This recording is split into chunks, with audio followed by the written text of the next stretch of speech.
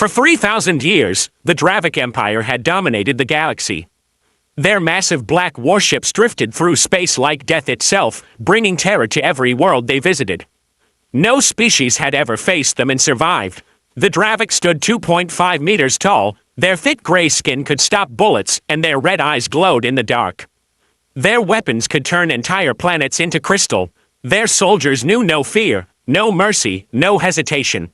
Admiral Korath stood on the bridge of his flagship, the Black Thunder. He was the most feared Dravik commander in the galaxy. His claws had torn apart the leaders of 100 worlds. His voice had pronounced the death sentences of entire civilizations. Today, he studied the star charts displaying 12 newly claimed solar systems belonging to a species called humans. These creatures multiply too quickly, Korath told his second-in-command, General Varen. They have spread to 12 worlds in just 50 years. No one gave them permission to take this territory. General Varen nodded. He had fought beside Korath for 2 centuries. The other species in this sector are concerned, Admiral. They ask when we will stop the humans from taking more worlds. Korath's red eyes burned brighter. Humans? What do we know of them? Mammals, Admiral, Varen replied. Small, fragile creatures from a planet they call Earth. No natural weapons, no thick hide, no venom. Poor night vision. Varen displayed images on the screen. Look at them. Pink skin that tears easily, small teeth, pathetic claws that can't cut anything. Korath studied the images. Men, women, and children working on their colony worlds, building cities, farms, and factories. They reminded him of the Pelk of the Andromeda sector, another weak race the Dravik had crushed in a single day. How many ships do they have? Korath asked. Perhaps 300, Admiral. Small ones. Their weapons are primitive. Chemical rockets and basic energy beams. Nothing that can breach our shields. Korath laughed, a harsh sound like metal grinding on stone. 300 ships against our fleet of 1,000. This won't even be a real battle. The bridge crew of the Black Thunder joined in the laughter. They had destroyed civilizations with 10 times the ships humanity possessed. The Sephrin Confederation had 2,000 ships when the Dravik struck. They lasted 3 days. The Crystal Alliance had 5,000 ships and the best shields in the galaxy. The Dravik turned their worlds to dust in a week. Send the ultimatum, Korath ordered. Standard format. General Varen activated the long-range communication system. The message would reach Earth in 6 hours. It was the same message the Dravik had sent to hundreds of species before humanity. Simple, clear, final. On Earth, the transmission arrived at the Human Defense Coalition headquarters in Geneva. Captain Elias Monroe, head of colonial defense, was a calm man with gray hair and steady blue eyes. He had served in Earth's Navy for 30 years but had never faced anything like this. The message played on every screen in the command center. Attention, humans of planet Earth. I am Admiral Korath of the Dravik Empire. You have taken territory that does not belong to you. You have built colonies without permission from the rightful rulers of this galaxy. This ends now. You have 7 Earth days to abandon your 12 colony worlds. Your people must return to your homeworld immediately. After 7 days, you will accept Dravik rule over your species. You will provide an annual tribute of 50,000 humans to serve in our labor camps. You will surrender all weapons and starships. Refuse, and we will destroy every human world, including Earth. Your extinction will be complete within a month. This is your only warning. Submit or die. The command center fell silent. Captain Monroe read the message 3 times. Around him, his officers stared at their screens in shock. General Karina Holt, the highest-ranking military officer on Earth, stepped up to Monroe's station. Captain, what do we know about this Dravik Empire? Monroe opened the intelligence files. The information was grim. The Dravik had destroyed more than 200 civilizations. They had never lost a single major battle.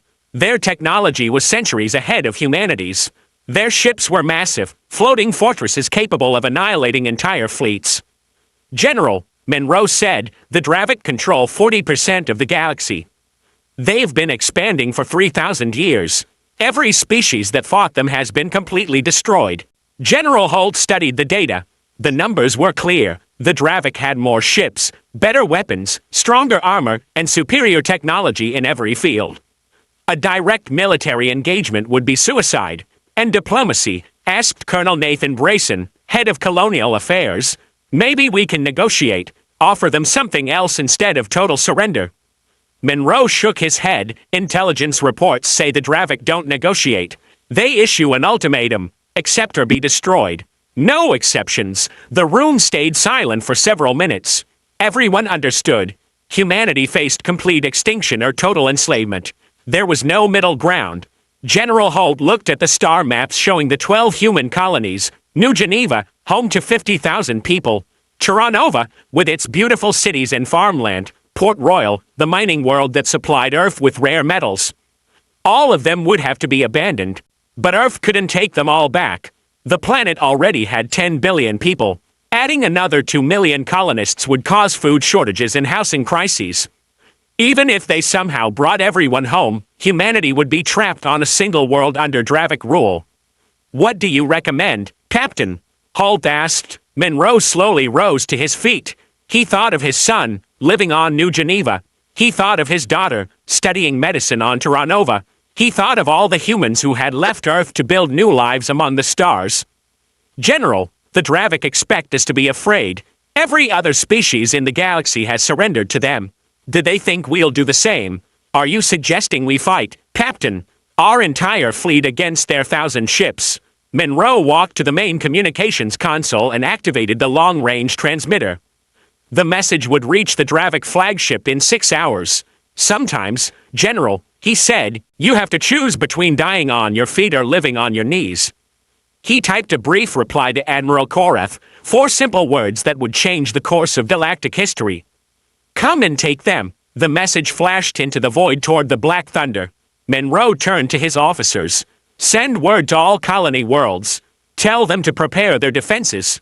Tell them Earth stands with them. General Holt stared at Monroe. Captain, you just declared war on the most powerful empire in the galaxy. Monroe nodded. Yes, General, I did. Now we'll find out what humans are really made of. The humans lived there in 3 main cities. They had farms, factories, schools, and hospitals. Children played in the parks while their parents worked to build a new world. Governor James Carter stood in the colony's command center, watching the long-range sensors. He was a stocky man with kind eyes who had led New Geneva since its founding. Today, those kind eyes were filled with concern. Sir, we are detecting the Zorath fleet, reported Lieutenant Maria Vega, the colony's defense coordinator. 10,000 ships, just as the intelligence reports predicted. Carter nodded slowly. The colony's defense force consisted of 12 small patrol ships and a handful of ground-based missile launchers. Against 1,000 Zorath warships, it would be like throwing stones. Have all civilians been moved to the underground shelters? Carter asked. Yes, sir. Everyone except essential personnel. Carter glanced at the tactical display. The Zorath fleet was still 6 hours away, but their massive ships were already visible on the sensors. Each red dot on the screen represented enough firepower to level a city. Captain Elena Torres commanded the human defense fleet around New Geneva. Her flagship, the Uz Resolute, was the largest ship in the small fleet, manned by 100 crew and armed well enough to fend off pirates or raiders. Against the Zorath Armada, however, it was hopelessly outmatched. To all ships, this is Captain Torres, she broadcast to the fleet. We all know the odds, and we all know what comes next. But we're not here to win. We're here to show these aliens that humans do not surrender. The 12 human ships formed a defensive line between New Geneva and the approaching enemy fleet. Each human vessel was dwarfed by the enemy warships, but their crews were ready to fight. Admiral Corrin observed the human formation from his command chair. Look at them, General Vec. 12 tiny ships against our armada. Do they think this is some kind of joke? Perhaps they plan to surrender once they see our full strength, Vec suggested. Corrin activated the communications array. His voice thundered across the void toward the human ships. Attention, human vessels. I am Admiral Corrin of the Zorath Empire. You are completely surrounded and outnumbered. Surrender immediately, and we will allow your people to live as slaves. Refuse, and we will destroy every human in this system. Captain Torres's reply came instantly. This is Captain Elena Torres of the Human Defense Fleet. We don't bow to bullies. If you want this colony, You'll have to take it from our dead hands." Corrin's red eyes burned with fury. No one had ever spoken to him like that. "Destroy them all," he ordered. The enemy fleet opened fire. Thousands of energy bolts and plasma projectiles lit up space like deadly fireworks. The human ships scattered, using their superior speed to dodge the alien barrage. But there were too many enemy vessels and not enough room to maneuver. The Sentinel was the first to fall, its hull split in two by the main cannon of a Zorth destroyer, killing 20 crew instantly. The Valor lasted 30 seconds longer before 3 enemy cruisers concentrated their fire on it. Captain Torres watched as her fleet vanished, one ship at a time. Still, the humans struck back with everything they had. Missiles from the Resolute found their mark on a Zorth light cruiser, tearing holes in its armor. Other human ships focused on already damaged enemies, managing to destroy 2 more Zorth vessels. "Captain, we've lost 7 ships," her tactical officer reported. "Hull breach on decks 4 and 5. Engines failing." Torres looked at the tactical screen. 5 human ships remained against nearly 1,000 Zorth warships. The enemy was closing in for the kill. "To all remaining ships," she ordered, "we're not going to make it. But we can still hurt them. Target their largest ship and ram it. Make sure they remember us." The surviving human vessels turned toward the largest Zorth warships and accelerated to maximum speed. The Resolute aimed directly at Admiral Corrin's flagship, the Dark Thunder. Torres sat in her command chair, thinking of her husband and daughter back on Earth. "For humanity," she shouted as her ship slammed into the Dark Thunder's hull. The explosion was visible from New Geneva's surface. The Resolute's reactor overloaded on impact, creating a massive fireball that crippled 3 Zorth warships. Captain Torres and her entire crew died in the blast, but they took 200 Zorth soldiers with them. They could shatter planets, fast destroyers hunting down fleeing ships, and support vessels carrying millions of troops for the ground invasion. The fleet was so massive that just counting all the ships took hours. Meanwhile, Earth braced for the coming storm. Captain Michael Morrison had been promoted to admiral and placed in charge of humanity's defense. Every human world contributed ships, weapons, and soldiers to protect their homeworld. "We have 6 months before they arrive," Morrison told the Emergency Council in Geneva. 6 months to turn our solar system into a fortress. The transformation of human space began immediately. Every asteroid in the belt between Mars and Jupiter was fitted with weapons and defensive systems.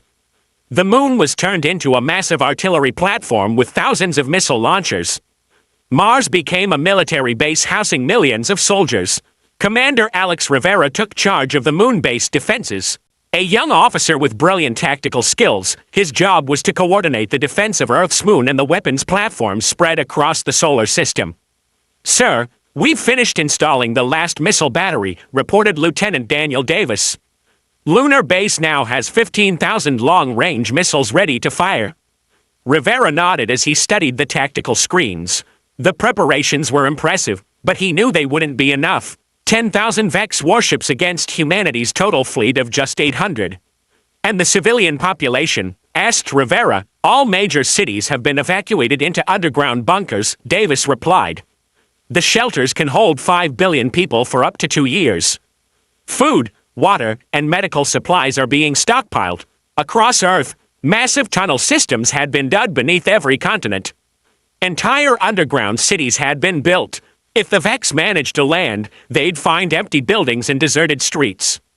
Finally, the Vex fleet reached the edge of the solar system. Admiral Kron stared at his sensors in disbelief. Everywhere around Earth was a military zone. Weapon platforms floated in every sector, and the asteroid belt had been turned into a minefield of gun emplacements. "Admiral, we're detecting over 50,000 separate defensive positions," reported General BX. "The humans have weaponized everything in their system." Kron studied the tactical display. This was not what he expected. Most species tried to face the Vex in deep space, far from their home worlds. The humans, however, had turned their entire solar system into one gigantic fortress. "Begin the attack," ordered Kron. "All ships advance toward Earth. Destroy everything in your path." The Vex fleet surged forward like a dark tide, but as soon as they entered the outer solar system, human defenses opened fire. Missiles launched from hidden positions in distant asteroids. Energy beams fired from weapon platforms disguised as space debris. The first wave of Vex ships slammed into a wall of fire. Hundreds of missiles converged on the lead vessels. The humans had learned from New Geneva. They concentrated their fire on single targets, overwhelming Vex shields with sheer numbers. "We're losing ships, Admiral," reported General BX. "The humans have turned every rock in this system into a weapon." Hidden mines detonated as Vex ships passed too close. Fake asteroids revealed themselves as missile platforms. Even tiny bits of drifting space junk contained explosive charges. "Advance," ordered Kron. "We have 10,000 ships. They can't stop us all." The fleet pressed forward, but every kilometer cost them dearly. Commander Rivera coordinated the defense from lunar base, moving weapon platforms like pieces on a chessboard. When the Vex concentrated fire in one area, Rivera activated hidden weapons in another. "Sir, the enemy is approaching the asteroid belt," Davis reported. "Should we activate the final defensive line?" The Vex had already lost over 1,000 ships, but the main fleet was closing in on humanity's strongest defenses. "Activate all weapons," ordered Rivera. "Show them what humans can do when we defend our home." The asteroid belt erupted in fire. Every rock had been turned into a fortress, missiles, lasers, and plasma cannons firing from hundreds of positions. The Vex found themselves caught in a deadly crossfire from every direction. Kron's flagship shook under the pounding of human weapons. "How many weapons do these creatures have?" he shouted over the roar of explosions. "Admiral, we're detecting fire from over 10,000 positions," replied General BX. The humans must have spent years preparing these defenses. The battle raged for days. The Vex pushed through the asteroid belt, destroying human weapon platforms one by one, but every victory cost them dearly. The humans fought with desperate courage, knowing Earth's survival depended on stopping the invaders. Finally, the Vex broke through the belt and neared Earth's orbit, only to find another surprise. The moon had become the largest artillery platform in human history. "All batteries, fire at will," ordered Rivera. Lunar base unleashed its full arsenal. 15,000 missiles launched at once, creating a storm of destruction that engulfed the leading Vex ships. The moon's surface bristled with so many weapons it looked like a metallic porcupine. Kron watched in disbelief as his ships were torn apart by fire from Earth's moon. The humans had turned their entire solar system into one massive weapon aimed at his fleet. "Admiral, we've lost 3,000 ships," reported General BX. "But we're almost through their defenses," Kron replied grimly. The humans had fought better than any species in galactic history, but numbers were numbers. The Vex still had 7,000 ships, while humanity's fleet was down to only a few hundred. "Prepare orbital bombardment," Kron ordered. "We'll turn their planet into glass." But when the Vex finally reached Earth's orbit, they found something that froze Kron's blood. The surface was empty. No cities, no life signs, just deserted streets and hollow buildings. "Where are they?" Kron demanded. The answer came from beneath the ground.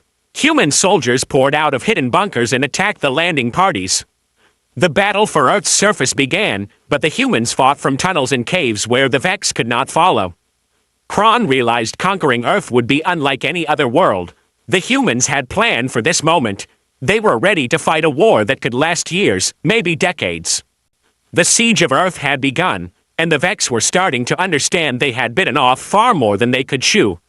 The most feared species in the galaxy had declared war on humans, and would regret it forever. The siege dragged on for 6 long months. Kron controlled the space around Earth, but the surface remained in human hands. Every day brought new problems for the Vex Empire. Their massive fleet required a constant flow of food, fuel, and ammunition, but supply lines stretched across half the galaxy. "Admiral, we're receiving reports from across the Empire," General BX said during their daily briefing. "Other species are beginning to rebel. The Tall Confederation has cut 3 of our main supply routes." Kron slammed his fist on the command table. "How dare they? The Tall have been our slaves for 800 years. "That's not all, sir," BX continued. "The more clans have attacked our outposts in the Riel sector, destroyed 2 supply convoys just last week." Kron's red eyes burned with fury. Humanity's resistance was inspiring others to rise up. For 3,000 years, the Vex had ruled through fear, but humans had shown the galaxy they could be hurt, stopped, and even defeated, and reinforcements from the homeworld. Kron asked. Supreme Commander Drex cannot send more ships, BX said. He needs them to crush the rebellions. Across the entire Empire, we are alone, Admiral. On the surface of Earth, the underground war raged on.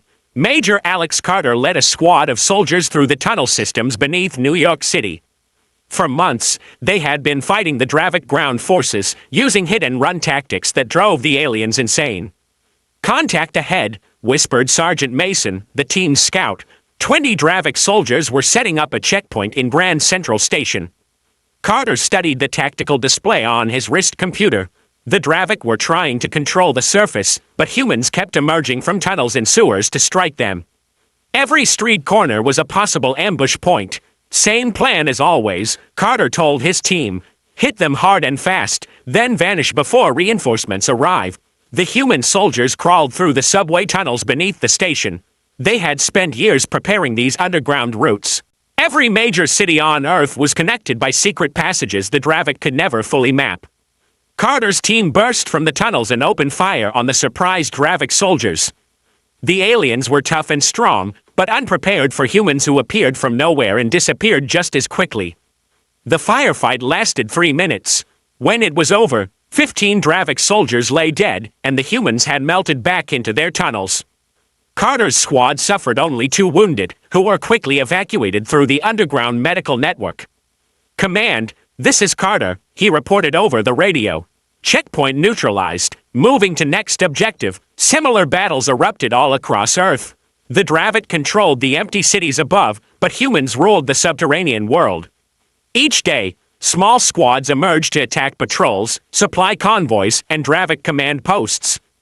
Deep in the Colorado mountains, Sarah Carter worked in one of humanity's most secret laboratories. She led a team of scientists trying to reverse engineer captured alien technology. For months they had studied weapons, armor, and equipment. Doctor, I think we've found something important, announced Ethan Cole, her chief researcher. Look at these shield frequency patterns. Doctor, Carter examined the data on her computer screen. Dravik ships were protected by energy shields that could block any human weapon, but each shield had a frequency, and each frequency had a weakness. If we can match these patterns, we could build weapons that fire at the exact frequency of their shields, Cole explained.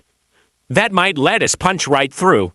Carter's heart raced. This could be the breakthrough humanity needed. How long to build them? She asked. 2 weeks for a prototype. Maybe 2 months to produce enough for our fleet. We don't have 2 months, Carter replied. Fleet reports say we have only a few hundred ships left. Make it work in 2 weeks. Meanwhile, Admiral Jonathan Hayes coordinated Earth's defense from his command bunker under Geneva. The reports on his desk painted a grim picture. Humanity's fleet was almost destroyed. The Dravik still had more than 6,000 ships in orbit. Most major cities were under alien control. But there was good news. The rebellions in the Dravik Empire were growing stronger. Supply ships weren't reaching Admiral Koraf's fleet. The aliens were running low on fuel and ammunition. Sir, we're receiving a transmission from the Thal Confederation, said Hayes, communications officer. Hayes opened a secure channel, and the image of Ambassador Rail, leader of the Thal, appeared on his screen. The Thal were a proud species enslaved by the Dravik for centuries. Admiral Hayes, we've been watching your fight against the Dravik. Your courage has inspired our people to throw off their chains, Rail said.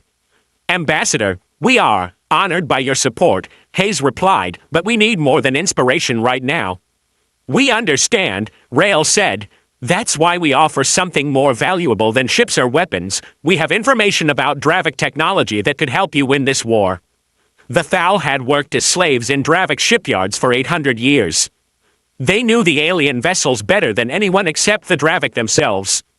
Within hours, their technical data reached Carter's lab. This is incredible, Carter told her team. They've given us the complete schematics for the Dravik shield systems. We can now build weapons that will cut through them like paper. Working against the clock, human scientists produced the new weapons in record time. But there was still a problem. Humanity's fleet was far too small to face the Dravik armada, even with superior weapons. Hayes studied the tactical situation. 300 ships against 6,000 Dravik warships. The odds were still impossible. We need a different strategy, he told his staff. We can't win a straight battle, but maybe we don't have to. Maybe we just need to hurt them badly enough to make them surrender. Captain Daniel Reyes volunteered for the desperate mission. He was one of humanity's best pilots and a natural leader. His ship, the UZ Phoenix, would carry the new weapons and lead a strike directly against the Dravik command ship. It's a suicide mission, Reyes told Hayes. I might cripple their flagship, but we won't survive the attempt. Hayes looked at the young captain. Reyes had a wife and 2 children in the underground shelters. He was volunteering to die for the chance to wound the enemy. Captain, I won't order you to do this. It has to be your choice, Hayes said. Reyes smiled. Admiral, my kids are growing up in tunnels because some aliens want to enslave our species. If dying gives them the chance to see the sky again, that's a pretty fair trade. Operation Phoenix launched 3 days later. Reyes led 50 of humanity's finest pilots in a desperate attack against Admiral Koreff's flagship. Using the new weapons, they punched through Dravik shields and struck at the heart of the enemy fleet. The battle was short but brutal. Reyes, fighters swarmed around the Darkstorm like furious wasps, tearing into armor once thought invincible. The bridge of the flagship exploded under the concentrated fire of 12 human fighters. Reyes' ship was the last to fall. As Dravik interceptors closed in on the Phoenix, he aimed his damaged fighter straight at the Darkstorm's engine section.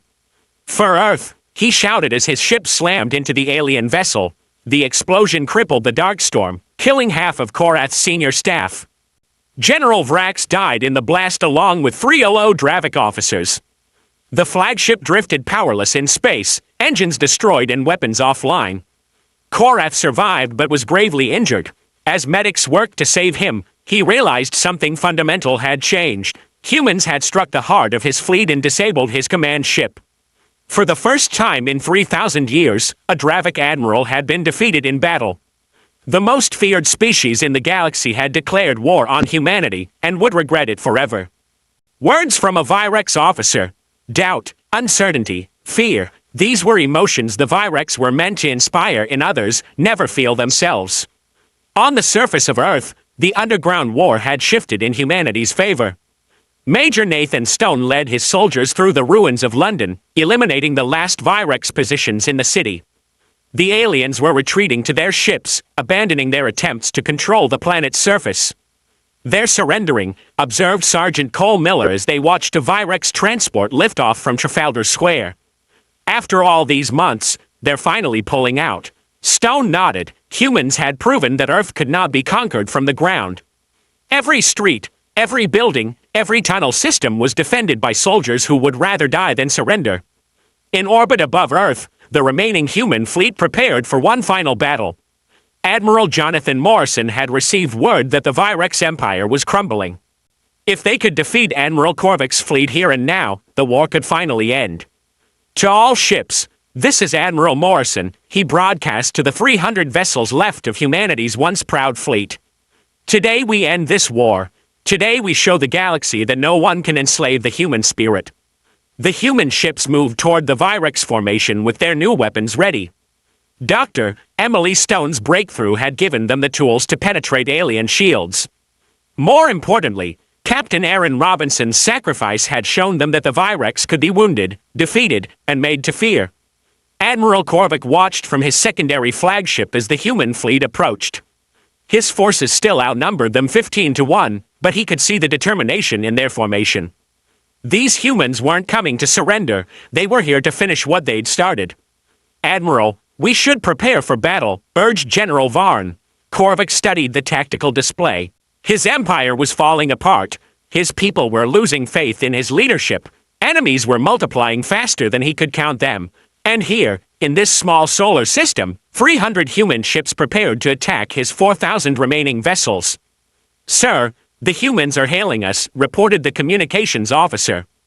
Korvik opened the channel. Admiral Morrison's face appeared on the screen, tired but resolute. Admiral Korvik, I'm Admiral Morrison of the Human Defense Coalition. Your empire is finished. Your people are rebelling across the galaxy. Your supply lines are cut. Your forces are demoralized. I'm offering you the chance to end this war with honor." Korvac snarled bitterly. "You think you can dictate terms to me, human? I still have 4,000 ships." "Yes, you do," Morrison replied evenly. "And I have 300. But I also have something you no longer possess." "And what's that?" "People who aren't afraid to die for what they believe in. Your soldiers are starting to doubt. Mine never will." Korvac glanced around his bridge. He saw the uncertainty on his officers' faces. For the first time in their lives, they faced an enemy that could not be intimidated.